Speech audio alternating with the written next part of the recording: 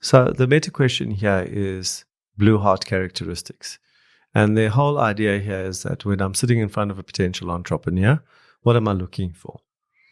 And one of the things is, are they curious? So how would I ascertain that? How would I ascertain how curious they are? And to me, one of the great proxies is how much they read about their particular industry. The example I give is of a company who came to me, an entrepreneur came to me, who was in the web design space and all the related stuff around that. And two things were happening in the industry. And because I'm an avid reader, I was aware of this. The one thing was the fact that the way that websites were being built was changing. And the second thing was, this was right at the beginning of search engine optimization, SEO and AdWords and all the things that we now have today. So I was sitting in front of this entrepreneur and I asked him, what are you writing your websites in? So he gave me the answer, and it was like the old languages. And I said to him, but what about WordPress? And he said to me, oh, what about it? I said, well, do you think that's actually going to become a far more prominent way to build websites? Just by the way he answered, you could see that he wasn't ahead of the game. He had been taught how to do something 3 or 4 years prior, and that was basically where he was. He wasn't actually interested in websites at all. He was basically just trying to commercialize some knowledge he had. So that's an important thing, is that he was just trying to commercialize what he had and wasn't trying to stay ahead of the game. He wasn't curious about where it was going, what were the trends, what were the implications, what possibly were the threats and the opportunities that arose from that. The second thing, when I asked him around search engine optimization and e-commerce, his answer was, well, that there are people who specialize in that. And to me, that might have been a true answer at the time. But certainly, if it's going to affect what you do, you want to know about it. You want to be as clued up about it as possible so that you build your websites to be e-commerce friendly, that you need to build your websites to be search engine optimized. So you at least need to know about that so that you can comply with whatever the new trends are. And he had just didn't know and acted like he just didn't care, quite frankly, about it. All he wanted to do was just sell the expertise that he had. So to me, that was a no-brainer. That was a business I definitely wouldn't have got involved in, not because the business per se wasn't profitable, but because the entrepreneur that I was sitting in front of it was not curious enough around that business. And that to me was a proxy for the fact that this individual would never keep this business ahead of the game. It would lag behind and it would effectively disappear and evaporate into history. Allon has been assisting entrepreneurs for almost 2 decades. He and his team have accelerated the success of over 13,000 businesses during this period. Allon is constantly on the lookout for opportunities to invest in entrepreneurs he believes have what it takes to build businesses that will go the distance. Throughout this series, we've been considering different characteristics, but the value of these is less about the characteristic itself and much more about the resulting behavior and action it drives. Like our other discussions, today's characteristic, curiosity, is about to take on a great deal more measurable meaning than it may have had before you started listening to this conversation. I'm Gareth Armstrong, and you're listening to a Razor's Edge podcast. So to me, curiosity relates to a number of questions. The first question that we've just spoken about is where? Where is this going? Where will this all end? So people are curious as to what are the possible scenarios that will play out. And many of the successful entrepreneurs are curious about the future and where this might lead and what this might coincide with. They then develop scenarios in their minds and then pursue those scenarios, and hopefully they're right and they build businesses to take advantage of those scenarios. The second curiosity question is why? Why is this happening?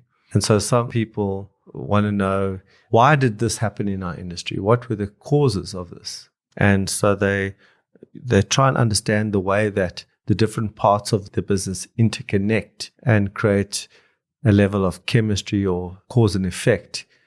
And then they think about that and see how they can replicate that again and again. So a great example of that would be, you'd ask an entrepreneur that they've had a great month. And you'd say, but why did you have a great month? And they go, I don't know. If they go, I don't know, well, they aren't curious as to the why. What caused that? I mean, to me, when we have a great month or a bad month, my first question is why? Why did we have a good month? Because whatever that was, I want to do that again and again and again. I want to replicate that. So my curiosity is what was synthesizing at the time to allow us to achieve that result. If we don't get a good result, the question is why? Why didn't we? What wasn't working? What were the constraints? And therefore, what do I need to do? So there's a curiosity of the why. The other question that I look for is the who. So this is where you're looking at entrepreneurs and you are asking them, who in the world is doing this better than you? So they are out there basically researching all the best in the world who are in this space. And the reason why they want to do that is because they want to see how they are thinking. They're curious as how they're thinking. They are looking at what they are doing in terms of successes and failures. So they're now trying to avoid failures based on what other people are doing. And they're very interested in everyone in the ecosystem and who's in this ecosystem around them, competitors, suppliers, etc., and who they are and what they're doing in relation to them. The next kind of question that you can ask is the when. Now, the when is really about trying to understand an industry in relation to its past. So you're looking very much to try and look for trends as well in the past. So you're looking back in the past and you're saying, well, the industry went through the following stages. So you're looking retrospectively in order to look to the future. So you're trying to understand the trigger points to move it to the next stage. And so you're curious about the past as a function of trying to inform the future. And you're trying to understand what patterns happened and what were those outcomes. So now everyone's talking about the fourth industrial revolution, right? So that's a when kind of question, because it's the fourth industrial revolution. So people are looking retrospectively and saying, well, what happened in the first? What happened in the second? What happened in the third? What were the outcomes? What was the correlation between 1, 2, and 3 that we can help predict what will happen in 4? So will everyone lose their jobs? Or will there be other opportunities? How did people anticipate 3 would change the world, and what really happened? And so are people making the same mistake now with 4, and what will really happen? And that will then inform the future. So those are, I think, the big questions, the big 4 questions that I look for. And I don't ask them overtly, but I'm listening once again. Language is so important. And throughout these podcasts, you'll hear me always talking about listening to language of entrepreneurs, because if I don't pick up the curiosity, it's a huge proxy for me for their inability to basically build a big business. If they are curious, it gives me far more comfort in terms of their ability to build a big, successful business. As you listen to those questions, it would have become apparent, like it did for me, where you may be lacking. To me, if part of what curiosity is a set of questions to answer, it feels like a natural lack of curiosity can be nurtured into something more through conscious effort. There is a twist though. Listen carefully to this insight from Allon. I don't think you can get somebody to become curious. Not within the timeline that you would need to become a successful entrepreneur, because by the time entrepreneurs are coming to me with a business, if you're not already curious about your business, about your industry, about your place in the ecosystem, then to me it's too late. The reason why you need to be curious is because it affects you. Is whatever is going on out there, affects you. Whatever has happened in the past affects you. Whatever your position is within the ecosystem affects you. So if you're not worried about how you will be affected, or will affect the market, well, then I don't think you're the right person to be driving a big business. So that curiosity has to already have precipitated before you've started your business. So I'm not saying that you cannot become curious. I'm saying that if you start a business and then become curious, you've done it the wrong way around. That's a really important question to ask. Does your current venture or business have as its point of origin a strong and healthy dose of curiosity? Additional important questions one might ask include, if I am curious, am I curious enough? What is the downside to too much curiosity? And what outcomes should I expect and measure when embracing or nurturing my curiosity? The question that I think any listener needs to ask themselves is if they are curious enough. Because I think everyone who is listening to this thinks that they're the world's greatest lover, but maybe they're not. And so when it comes to curiosity, we have to be quite honest with ourselves whether we are curious enough to build a big business. And to me, if you are fooling yourself, you are going to build a very mediocre business. As a person who invests in entrepreneurs, who looks for great entrepreneurs to back, I look for people who are curious because for me, that's a great proxy for their success. It's a phenomenal proxy for their success. And I can quite honestly say there is a 100% correlation between the entrepreneurs I've backed who are curious about their industries, about their place in the industry, their ecosystem, and their success. I'm involved in a business who is in the co-working space.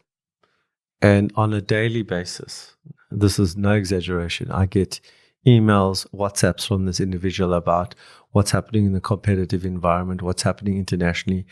I've been sent the financials of his listed competitors overseas, any articles that talk about the future of the industry and on what's happening and why.